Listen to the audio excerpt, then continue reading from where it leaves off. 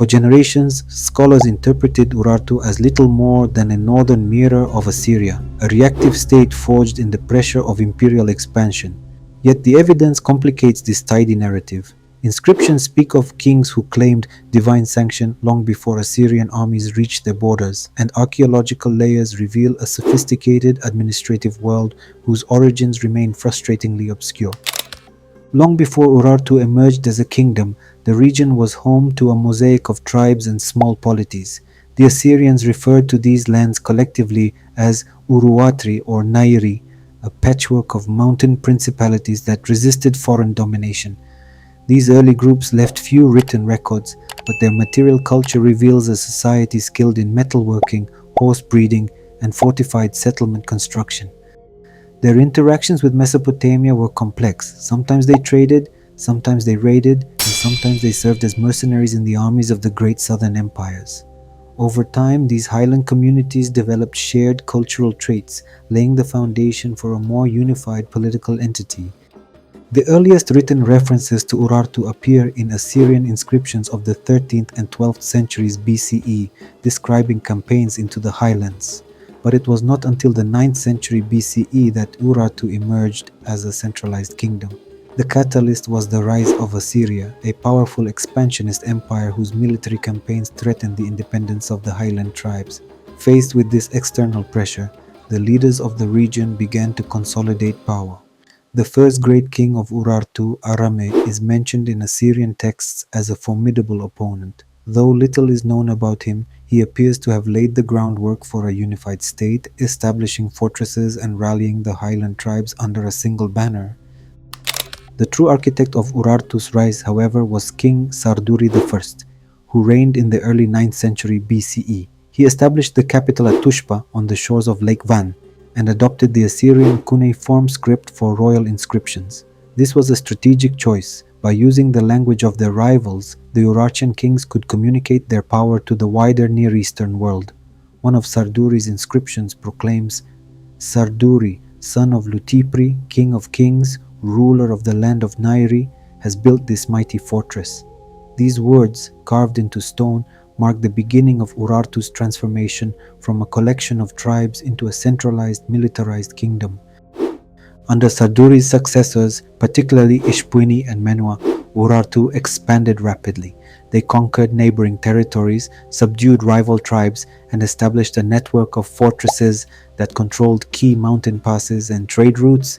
The kingdom's strategic position allowed it to dominate the trade networks linking Mesopotamia, Anatolia, and the Caucasus.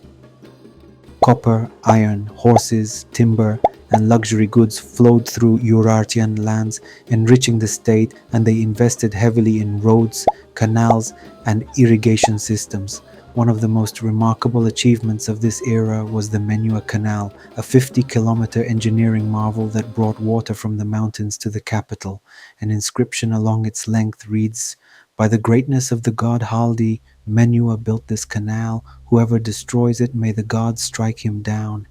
This canal, still partially functional today, stands as a testament to Urartian engineering prowess. Religion played a central role in Urartian society. The pantheon was led by Haldi, the warrior god whose cult became the ideological foundation of the kingdom. Haldi was often depicted standing on a lion, symbolizing strength and dominion. His temples, built atop fortified citadels, served as both religious and political centers. Alongside Haldi were Teisheba, the storm god, and Shivini, the sun god, deities who reflected the natural forces that shaped life in the highlands. The Urartian kings presented themselves as chosen by Haldi, responsible for expanding his domain and protecting his people. Religious rituals involved offerings of wine, grain, and animals, and the temples housed vast storerooms filled with tribute from conquered lands. The fusion of religion and statecraft strengthened the authority of the monarchy and unified the diverse peoples of the kingdom. Urartu's governance was highly centralized. The king held supreme authority, supported by a hierarchy of governors, military commanders, and administrators. The kingdom was divided into provinces, each overseen by officials responsible for collecting taxes, maintaining fortifications, and mobilizing troops. The Urartian military was one of the most formidable of its time, known for its skilled archers, armored infantry, and chariot corps. Their fortresses, built of massive stone blocks, were strategically positioned to control the landscape. These citadels served not only as military strongholds but also as administrative centers, storage facilities, and symbols of royal power. The 8th century BCE marked the zenith of Urartian power. Under kings such as Argishti I and Sarduri II, the kingdom reached its greatest territorial extent, stretching from the Euphrates in the west to the shores of Lake Urmia in the east. Argishti I founded the city of Erebuni, modern-day Yerevan, in 782 BCE. An inscription at the site declares, "By the greatness of Haldi, Argishti, son of Menua, built this mighty city and proclaimed it for the glory of his kingdom." Erebuni was a masterpiece of Urartian architecture, with its terraced citadel, painted walls, and ceremonial halls. It served as a military outpost, administrative center, and symbol of Urartu's growing influence. Yet, even at its height, Urartu faced constant pressure from Assyria. The two powers engaged in a series of conflicts, each seeking to dominate the trade routes and buffer states of eastern Anatolia. The Assyrians, with their professional army and advanced siege technology, posed a formidable threat, but Urartu's mountainous terrain and network of fortresses allowed it to resist repeated invasions. The kingdom's resilience became legendary. Time and again, Assyrian kings boasted of victories, only for Urartu to recover, rebuild, and strike back. This cycle of defeat and resurgence defined the relationship between the two empires. The turning point came in the late 8th century during the reign of King Rusa I. The Assyrian king Sargon II launched a devastating campaign into Urartian territory, capturing fortresses, destroying crops, and inflicting heavy losses. Sargon's inscriptions describe the campaign in brutal detail. "I swept across the land of Urartu like a storm. I burned their cities. I shattered their armies. I carried away their treasures." The psychological impact of this defeat was immense. Rusa I, overwhelmed by the scale of the disaster, is said to have taken his own life, a rare and tragic moment in ancient Near Eastern history. Yet Urartu did not collapse.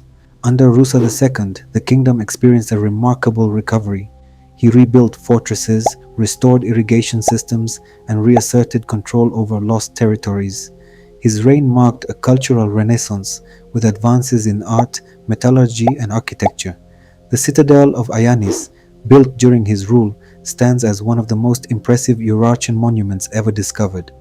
Perched on a rocky promontory overlooking Lake Van, Ayanis was a masterpiece of military engineering and religious architecture. Its massive stone walls, intricately carved gates, and temple dedicated to Haldi reflected both the power of the king and the resilience of the kingdom.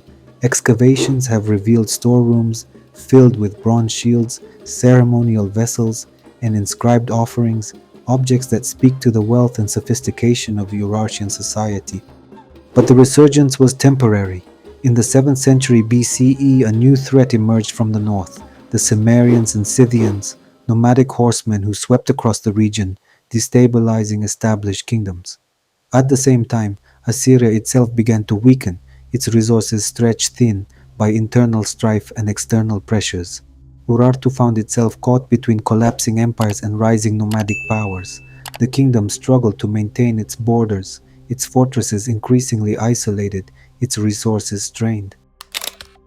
The final blow came around 590 BCE, when the Medes, an Iranian people who had risen to power in the aftermath of Assyria's collapse, launched a campaign into Urartian territory.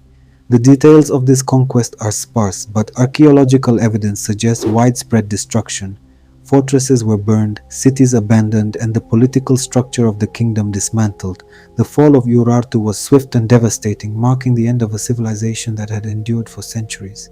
Yet even in destruction, the kingdom left a lasting imprint. The Medes and later the Achaemenid Persians incorporated Urartian administrative practices, architectural techniques, and cultural traditions into their own empires. The legacy of Urartu is most clearly seen in the emergence of the Armenian people. Many scholars believe that the Proto-Armenian tribes who migrated into the region during the Late Iron Age intermingled with the Urartian population, adopting elements of their language, culture, and political structures. The very name Ararat, associated with the biblical mountain, is derived from Urartu. The continuity of settlement, language evolution, and cultural adaptation suggests that Urartu did not vanish, it transformed. Its fortresses became the nuclei of later Armenian cities, its irrigation systems continued to sustain agriculture, and its artistic traditions influenced generations of craftsmen. Its story, once forgotten, now emerges with renewed clarity, a story of rise, fall, and enduring legacy.